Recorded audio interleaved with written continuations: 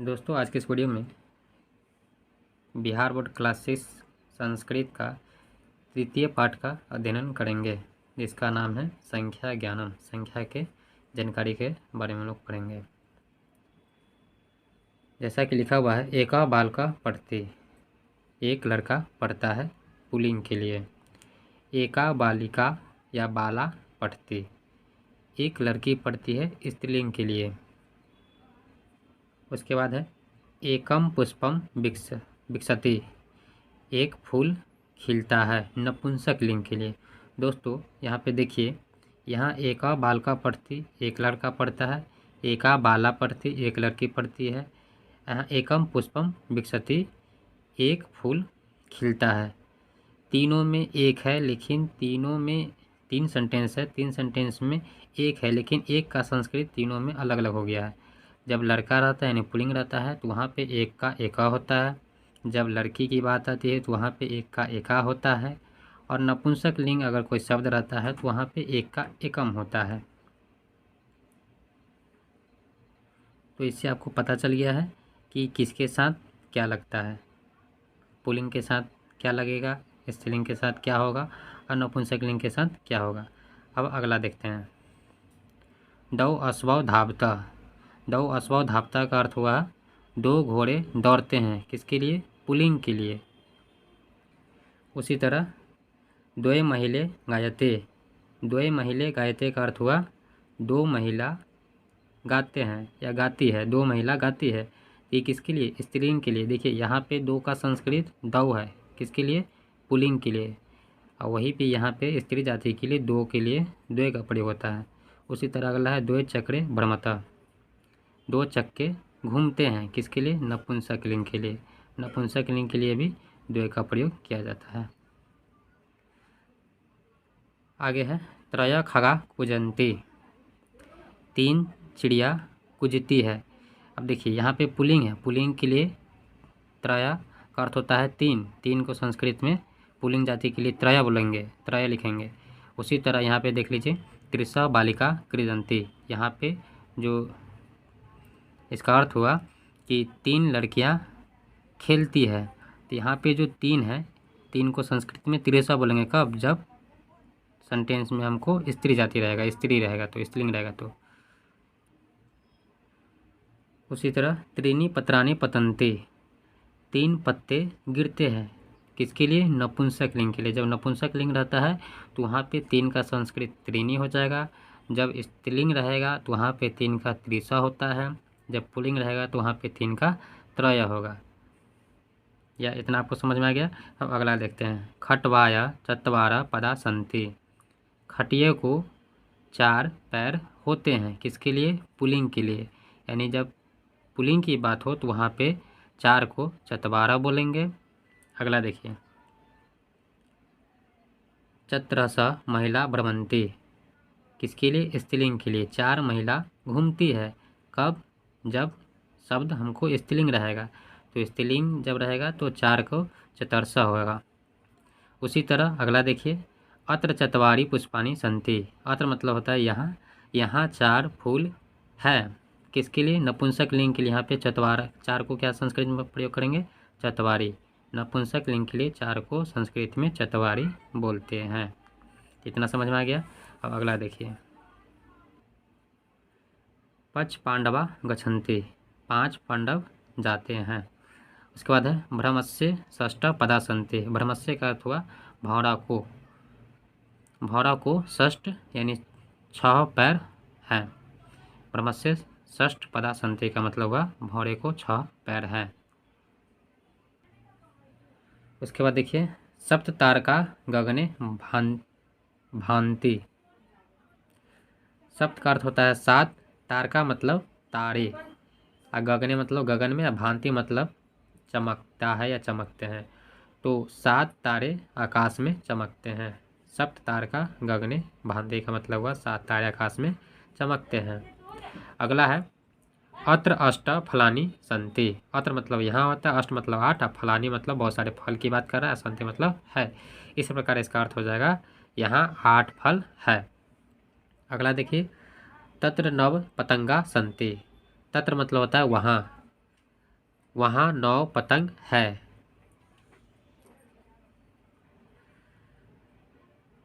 10 मोटरयानानि गच्छन्ति। 10 मोटरयान जाते हैं। उसके बाद है एकादश फलानानि, उसके बाद है एकादश फलानि गुच्छे सन्ति। एकादश का मतलब होता है 11। 11 फल गुच्छे में है। उसके बाद है अत्र द्वादश कंदुकानि सन्ति।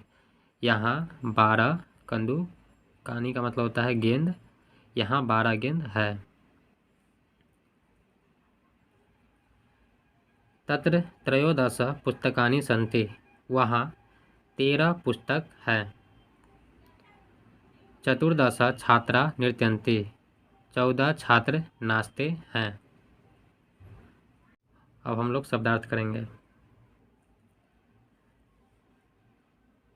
एका का अर्थ होता है एक, किसके लिए? पुल्लिंग के लिए, जैसा कि हम पहले पीछे आपको बता दिए हैं। बाल का अर्थ होता है लड़का या बालक। पढ़ती का अर्थ होता है पढ़ता है या पढ़ती है। एका का अर्थ होता है एक, किसके लिए? स्त्रीलिंग के लिए। बालक अर्थ होता है लड़की या बालिका। उसी तरह एकम का अर्थ होता है एक, किसके लिए? नपुंसक लिंग के लिए। जब शब्द नपुंसक लिंग होगा तो वहाँ पे एक के जगह का संस्कृत एकम हो जाएगा। दो का अर्थ होता है दो, किसके लिए? पुल्लिंग के लिए। अश्वौ मतलब 2 घोड़े। धावता का अर्थ होता है दौड़ते हैं। द्वे का अर्थ होता है 2, किसके लिए? स्त्रीलिंग के लिए। अब महिले का अर्थ होता है 2 स्त्रियां या 2 महिलाएं। चक्रे का अर्थ होता है पहिए, 2 पहिए। द्वे का अर्थ होता है 2, किसके लिए? नपुंसक लिंग के लिए। यानी स्त्रीलिंग और नपुंसक लिंग के लिए 2 का संस्कृत द्वय होता है। भ्रमता का अर्थ होता है घूमते हैं। त्रया का अर्थ होता है 3, किसके लिए? पुल्लिंग के लिए। खगा का अर्थ होता है चिड़िया, बहुवचन में या पक्षीगण। त्रिशा का अर्थ होता है 3, किसके लिए? स्त्रीलिंग जाति के लिए।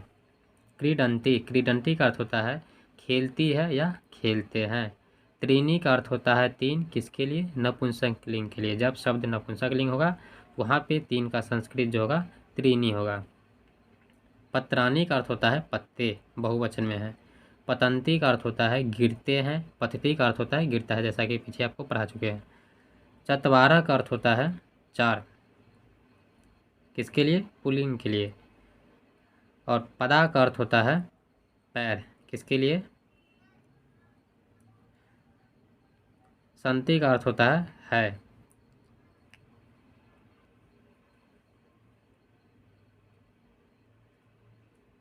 पदा का अर्थ होता है पैर, संति का अर्थ होता है। चतरसः का अर्थ होता है 4, स्त्रीलिंग के लिए या स्त्री जाति के लिए। भ्रमंती का अर्थ होता है घूमता है या घूमते हैं।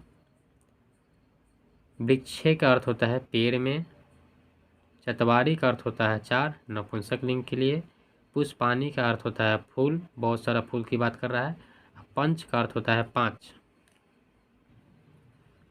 पांडवा का अर्थ है पांडव। ब्रह्मस्य का अर्थ है भौरा का। षष्ठ का अर्थ होता है 6। सप्त का अर्थ होता है 7। तारका का अर्थ होता है तारे। गगने का अर्थ होता है आकाश में। भांति का अर्थ होता है चमकते हैं। अष्टा का अर्थ होता है 8। नव का अर्थ होता है 9। पतंगा का अर्थ होता है पतंग। 10 का अर्थ होता है 10। मोटर यानानी का मतलब होता है मोटर गाड़ियाँ। एकादश का मतलब होता है 11। गुच्छे यानी गुच्छे में। द्वादश का मतलब होता है 12। अत्र मतलब यहाँ होता है। कंदुकानी का मतलब होता है गेंदे, बहुत सारा गेंद।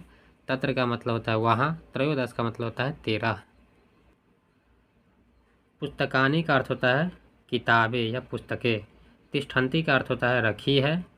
तिष्ठति मतलब रखा है, तिष्ठन्ति मतलब रखी है, बहुत सारा। चतुर्दश का मतलब होता है 14। नृत्यन्ति का अर्थ होता है नाचती है। जले का अर्थ होता है जल में या पानी में। पंचदश का अर्थ होता है 15। मीना का अर्थ होता है मछलियाँ। तरंती का अर्थ होता है तैरते हैं या तैरती है। पूरा का अर्थ होता है पहले या प्राचीन काल में। षोडशा का अर्थ होता है 16।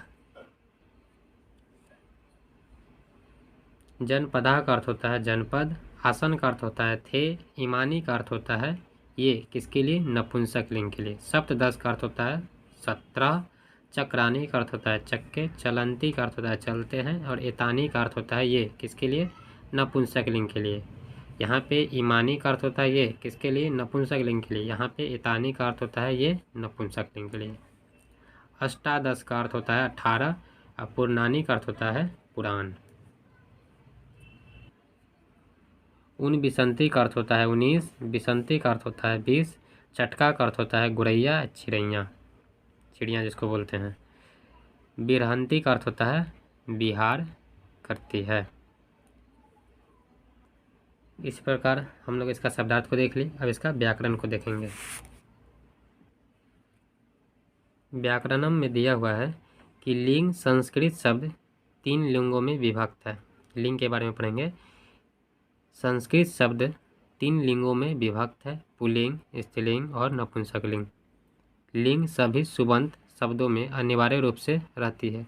जितने भी सुबंत शब्द है सभी में लिंग जो है अनिवार्य रूप से रहती है। कुछ शब्द जो होते हैं केवल पुल्लिंग है, जैसे कि गजा, मीन, साधु, मुनि, राम, बालक, नर इत्यादि। ये सब जो भी शब्द है सब पुल्लिंग है। कुछ शब्द जो है केवल स्त्रीलिंग होते हैं, जैसे बालिका, लता, रमा, शाला यानी घर, विद्या, शिक्षिका, देवी, धेनु यानी गाय, भूमि इत्यादि। ये सब जो है स्त्रीलिंग है।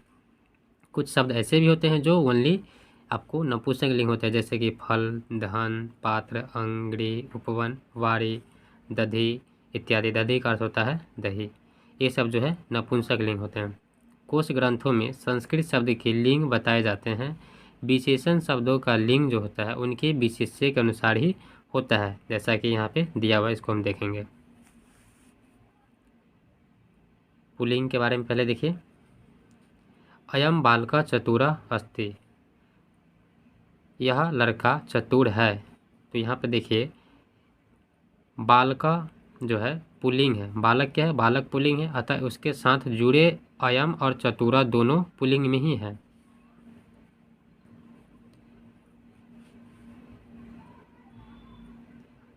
बालक यहाँ पे पुल्लिंग है और उसके साथ जुड़ा हुआ जो अयम है और जो चतुर है ये दोनों पुल्लिंग में है। कहने का मतलब है कि अगर कर्ता पुल्लिंग में रहता है तो उसका जो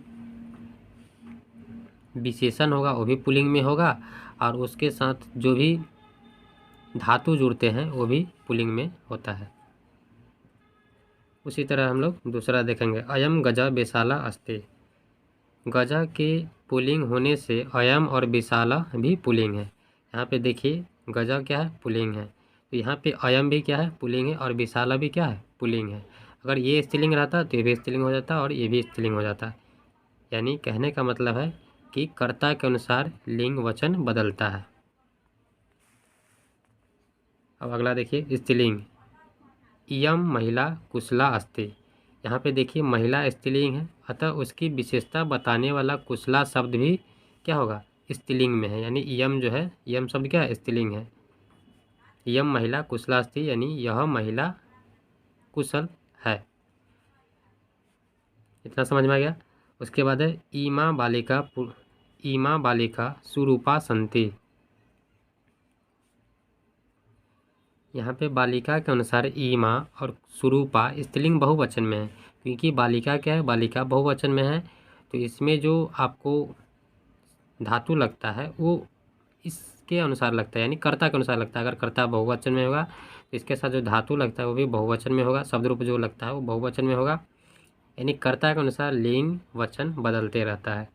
बालिका यहाँ पे बहुवचन में है तो इसलिए भी बहुवचन में है और ये भी बहुवचन में है।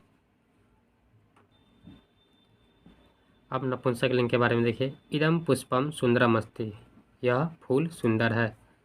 तो देखिए यहाँ पे बता रहा है कि पुष्प जो है नपुंसक लिंग में है, अतः इदम और सुंदरम भी उसके लिंग में है। यानी कहने का मतलब है कि यहाँ भी पुष्प जो है नपुंसक लिंग है, तो इसके साथ जो भी धातु लगेगा, शब्द रूप लगेगा, वह नपुंसक लिंग में ही होगा। यानी पुष्प भी क्या है? नपुंसक लिंग है। तो इदम भी क्या है? नपुंसक लिंग है। सुंदरम क्या है? नपुंसक लिंग है। यही बात बता रहा है इसमें। इमानी फलानी पकवानी संति, ये फल पके हैं। यहाँ पे फलानी भी क्या है, नपुंसक लिंग है, तो इसलिए इमानी भी क्या है, नपुंसक लिंग है, और संति भी क्या है, पकवानी भी क्या है, नपुंसक लिंग है। और ये फलानी जो है बहुवचन में है, तो इमानी भी बहुवचन में है, और पकवानी भी क्या है, बहुवचन में है, और ये जो संति है ये भी क्या है, बहुवचन में है। यानी कर्ता के अनुसार लिंग वचन बदलता है। अब वचन के बारे में पढ़ेंगे। संस्कृत भाषा में शब्दों के 3 वचनों में प्रयोग होता है, एक वचन, द्विवचन, बहुवचन। सभी लिंगों में यह वचन होते हैं। जितने भी लिंग हैं सभी लिंगों में, चाहे वह पुल्लिंग हो, स्त्रीलिंग हो या नपुंसक लिंग हो, सभी तीनों लिंगों में वचन होते हैं। पुल्लिंग बालका, बालको, बालका, एक वचन, द्विवचन, बहुवचन। स्त्रीलिंग हो बालिका, बालिके, बालिका, एक वचन, द्विवचन, बहुवचन, यानी तीनों लिंगों में बहुवचन वचन होते हैं। नपुंसक लिंग में फलम, फले, फलानी, इसमें भी एक वचन है, इसमें द्विवचन है, इसमें बहुवचन है। इनके निर्देशक सर्वनाम शब्द इस प्रकार है। अयम, इमो, इमे, पुल्लिंग के लिए, स्त्रीलिंग के लिए इयम, इमे, इमा, नपुंसक लिंग के लिए इदम, इमे, इमानी। आगे देखिए, क्रियापदों में भी वचन इन शब्दों का कारण ही आते हैं। कुछ उदाहरण को देखेंगे इस प्रकार। पुल्लिंग, अयम बालका पढ़ती, यह लड़का पढ़ता है, तो अयम बालका पढ़ती जो है यह वाक्य जो है एक वचन में है। इमो बालको धावता, अब यहाँ पे इमो बालको धावता का अर्थ हो जाएगा, ये सेंटेंस जो है द्विवचन में है। यहाँ पे अयम बालका पढ़ती का अर्थ था यह लड़का पढ़ता है, यहाँ पे है इमो बालको धावता जो द्विवचन में है, यानी ये दो लड़के दौड़ते हैं। उसके बाद है इमे गजा चलंती, ये सेंटेंस जो है बहुवचन में है। यहाँ पे यह था, ये दोनों हो गए, यहाँ पे यह सब हो जाएगा, तो ये सब हाथी चलते हैं। इस प्रकार जो है वचन के अनुसार सर्वनाम भी बदलता है। स्त्रीलिंग को अब देखेंगे। इयम लता पतती, एक वचन में सेंटेंस है। यम का अर्थ होता है यह किसके लिए, स्त्रीलिंग के लिए। यह लता गिरता है, तो एक वचन हो गया। अब इमे बालिके धावता, इमे का अर्थ हुआ ये दोनों बालिका दौड़ती है। तो यहाँ पे देखिए कि ये जो स्त्रीलिंग था, स्त्रीलिंग में आपको वचन भी बदल रहा है। यहाँ जो यम है, यम का अर्थ हुआ आपको यह कौन सा, एक वचन में था, तो देखिए यहाँ एक वचन में है, ये द्विवचन में है, और ये बहुवचन में है स्त्रीलिंग के लिए। तो इमे जो है हमको द्विवचन में है, तो बालिका भी क्या है, द्विवचन में है, धावता भी क्या है, द्विवचन में है। इमे बालिका धावता, इमे जो है देखिए यम का द्विवचन इमे होता है, और बालिका का जो द्विवचन होता है बालिके होता है, और धावता जो है यानी धावती का द्विवचन धावता होता है, तो धावती धावता। तो इस प्रकार होगा इमे बालिके धावता द्विवचन में।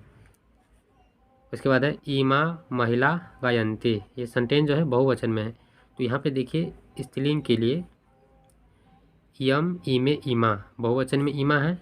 महिला जो है वो भी बहुवचन में है, और तीता अंति यानी गायती, गायता, गायंती, ये गायंती जो है वो भी हमारा बहुवचन में है।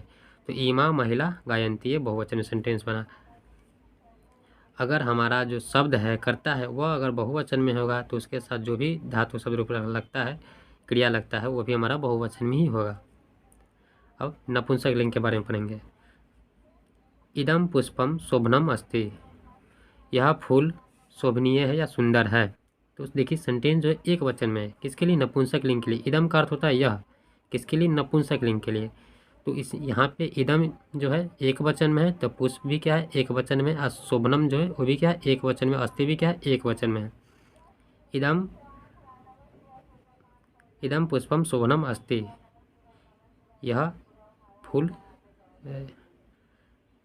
फूल सुंदर है। उसके बाद है इमे पत्रे पतता,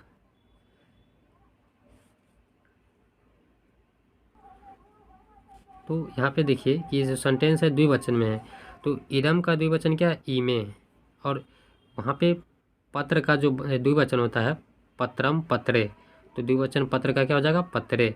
और पतति पततः, तो पतति का द्विवचन क्या होगा? पततः। तो ये दोनों पत्ते गिरते हैं। ईमे पत्रे पततः, यानी ये बदला तो ये भी बदल गया, ये बदला तो ये भी बदल गया, यानी ये तीनों जो है द्विवचन में है। उसी तरह इमानी फलानी पकवानी संति, ये सब फल पके हैं। तो यहाँ पे देखिए ईमानी जो है बहुवचन में है, तो फलानी भी क्या है? बहुवचन में हो जाएगा। पकवानी भी क्या होगा? बहुवचन में होगा। और इसके साथ जो क्रिया लगा हुआ है वो भी हमारा क्या हो जाएगा? बहुवचन में हो जाएगा। तो इस प्रकार हम लोग इसको देख लिए। उम्मीद है कि आपको समझ में आया होगा। यह दिया हुआ है कि हिंदी में संख्यावाचक शब्दों की लिंग में समानता है, संस्कृत में ऐसा नहीं है। संस्कृत में 1 से 4 तक की संख्या 3 लिंगों में पृथक पृथक होती है, यानी 1 से लेकर 4 तक जो संख्या है उसका जो है लिंग बदलता है, यानी लिंग के अनुसार वो बदल जाता है, 4 के बाद नहीं बदलता है। जैसे कि यहाँ दिया हुआ है एका, एका का अर्थ होता है एक, किसके लिए? पुल्लिंग के लिए। एका का अर्थ होता है एक, किसके लिए? स्त्रीलिंग के लिए। एकम का अर्थ होता है एक, किसके लिए? नपुंसक लिंग के लिए। उसी तरह द्वि केवल द्विवचन में होता है। दो का अर्थ होता है दु, किसके लिए? पुल्लिंग के लिए। द्वय का अर्थ होता है दु, किसके लिए? स्त्रीलिंग के लिए और नपुंसक लिंग दोनों के लिए, पीछे आपको बता चुके हैं। त्रि का अर्थ होता है 3। चतुर केवल एक देखिए त्रि और चतुर केवल बहुवचन होते हैं। त्रि जो होता है, चतुर जो होता है केवल बहुवचन होते हैं। त्रय का अर्थ होता है 3 पुल्लिंग के लिए। त्रिशा का अर्थ होता है 3 किसके लिए? स्त्रीलिंग के लिए। और त्रिनी का अर्थ होता है 3 किसके लिए? नपुंसक लिंग के लिए। चतवारा का अर्थ होता है पुल्लिंग, किसके लिए? चतवारा का अर्थ होता है 4 किसके लिए? पुल्लिंग के लिए। और चतरसा का अर्थ होता है 4 किसके लिए? स्त्रीलिंग के लिए। और चतवारी का अर्थ होता है नपुंसक लिंग, चतवारी का अर्थ होता है 4 किसके लिए? नपुंसक लिंग के लिए। पंच से आगे सभी संख्या जो होता है तीनों लिंग में एक समान होती है, यानी 1 से लेकर 4 तक की जो संख्या होता है उसके लिंग में समानता नहीं होता है। 4 के बाद सभी संख्या में तीनों जो लिंग होता है एक समान होते हैं। अब हम लोग इस पाठ का क्वेश्चन आंसर करेंगे। अभ्यास मौखिक। पहला दिया हुआ है उच्चारण करें। 1 नंबर एक एका एकम, दौ द्वे दे, त्रय त्रिश त्रीणि, एक वचन में, द्विवचन में, बहुवचन में। चतवारा चतरस चतवारी। अब हम लोग इस पाठ का क्वेश्चन आंसर करेंगे। अभ्यास मौखिक। 1 नंबर में दिया है उच्चारण करें। एक एका एकम, उसी तरह दौ द्वे द्वे, त्रय त्रिश त्रीणि, ये आपको पुल्लिंग है, ये आपको स्त्रीलिंग है, ये नपुंसकलिंग है। चतवारा चतरस चतवारी। पंच षष्ठ सप्त, 1 से 4 तक संख्या में लिंग जो होते हैं समान नहीं होते, बाद बाकी उसके बाद 5 से जो होता है उसके तीनों जो लिंग होता है एक समान होता है। पंच षष्ठ सप्त अष्टौ नव 10 एकादश द्वादश त्रयोदश चतुर्दश पंचदश षोडश का अर्थ होता है 16। सप्तदश का अर्थ होता है 17। अष्टादश का अर्थ होता है 18। और एकोन विसंति का अर्थ होता है 19। और विसंति का अर्थ होता है 20। इस प्रकार पहला हो गया। अब ख नंबर देखिए, बालका बालको बालका, उसी तरह ये पुल्लिंग है। उसी तरह गजा गजौ गजा। फलम फले फलानी, ये नपुंसकलिंग है, तो उसी तरह पुष्पम पुष्पे पुष्पानी, चक्रम चक्रे चक्रानी। यानी अगर एक आपको याद हो जाएगा तो जो भी नपुंसकलिंग शब्द होता है, धातु शब्द रूप होता है, सब याद हो जाएगा। उसके बाद है बाला बाले बाला, बाला जो है स्त्रीलिंग है। उसी तरह चटका चटके चटका, ये भी स्त्रीलिंग है। महिला महिले महिला। अब हम लोग लिखित को देखेंगे, लिखित प्रश्नोत्तर करेंगे। लिखित में 2 नंबर क्वेश्चन दिया हुआ है, चित्र को देखकर संख्या लिखे। क में दिया हुआ है डैश कंदुकानी। अब देखिए इसको गिनिए, 1 2 3 4, 4 गो। अब ये देखिए कि पुल्लिंग है, स्त्रीलिंग है, नपुंसकलिंग है। ये जो है गेंद जो है नपुंसकलिंग है, इसलिए 4 का क्या होगा? चतवारी, चतवारी कंदुकानी, 4 गेंदे। ख है डैश पुष्पे। अब देखिए पुष्पे यानी फूल की बात कर रहा है। फूल क्या होता है? नपुंसकलिंग होता है। तो कै गो है? 2 गो है। तो दू का नपुंसकलिंग में क्या होता है? दो ही होता है, दो ही पुष्पे, दो फूल। उसके बाद है ग में है डैश बालको, कै गो बालक है? दो गए। अब बालक क्या होता है? पुल्लिंग होता है, तो पुल्लिंग के लिए दू का क्या होता है? दो होता है। उसी तरह घ नंबर देखिए, डैश बालिका, कै गो बालिका? एक लड़की है, तो ये क्या है? स्त्रीलिंग है, तो स्त्रीलिंग के लिए एक का क्या होता है? एका बालिका। उसी तरह अंगा नंबर देखेंगे, अंगा देखेंगे, डैश कदली फलानी।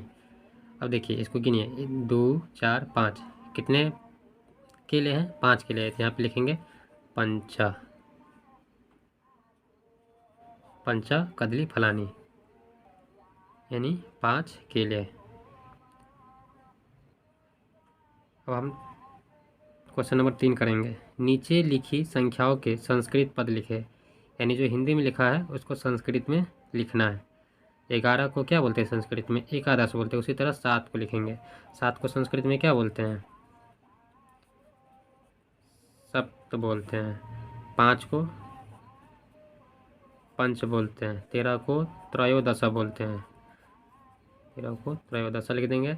उसी तरह 19 को क्या बोलते हैं? ऊन विसंति, ऊन विसंति।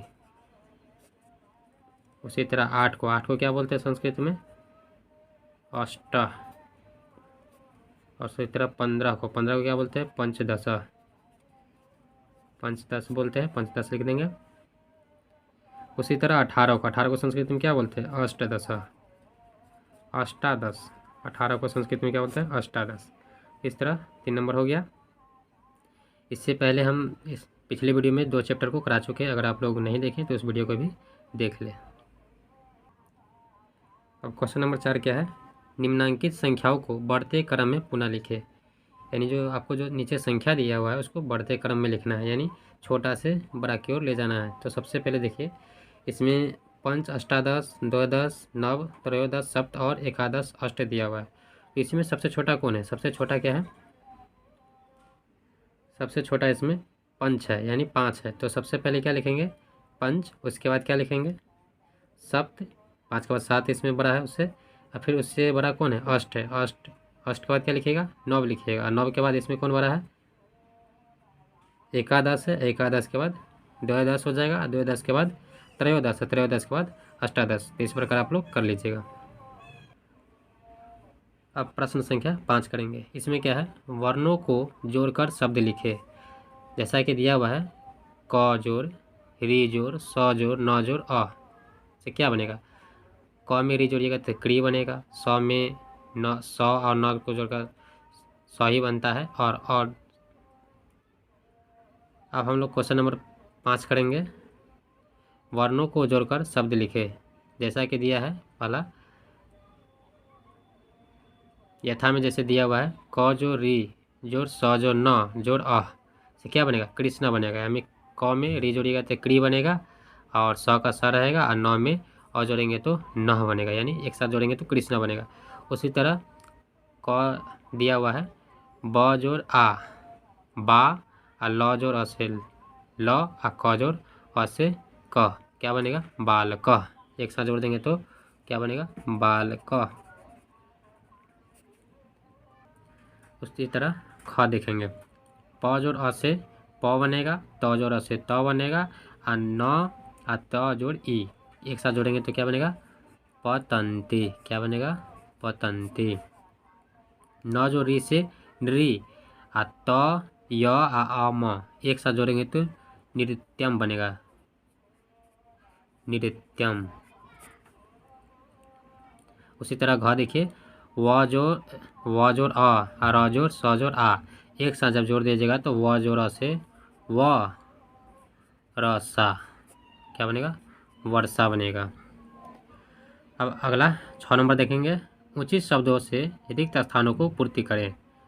डैश सॉरी क में दिया है मम डैश कर्णव अस्त,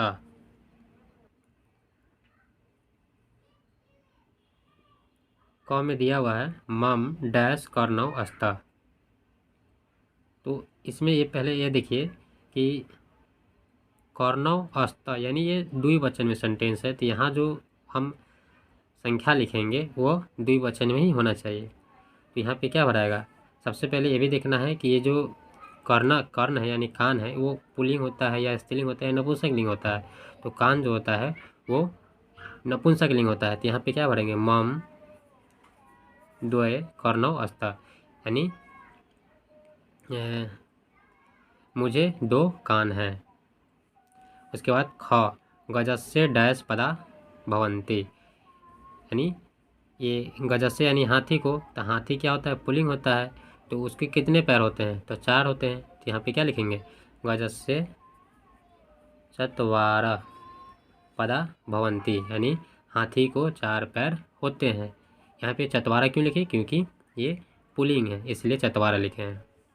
उसके बाद ग नंबर है, ग जो है क देखेंगे, मम डैश नासिका अस्ति, मुझे डैश नाक है। तो नाक क्या है, नपुंसकलिंग है। तो यहाँ पे क्या लिखेंगे, मम एकम नासिका अस्ति, मुझे 1 नाक है। उसके बाद है घ द्विचक्रियाम डैश चक्रे भवतः। तो यहाँ पे देखिए द्विचक्रियाम यानी 2 चक्के वाले को कहते हैं, यानी साइकिल को कहते हैं। तो साइकिल द्विचक्रियाम 2 चक्रे भवतः, यानी साइकिल में 2 चक्के होते हैं। यहाँ पे 2 इसलिए भरे क्योंकि साइकिल जो होता है नपुंसकलिंग होता है, इसलिए यहाँ पे 2 भर दिए हैं। उसके बाद है अंग दशरथ से डैश पुत्रा आसन।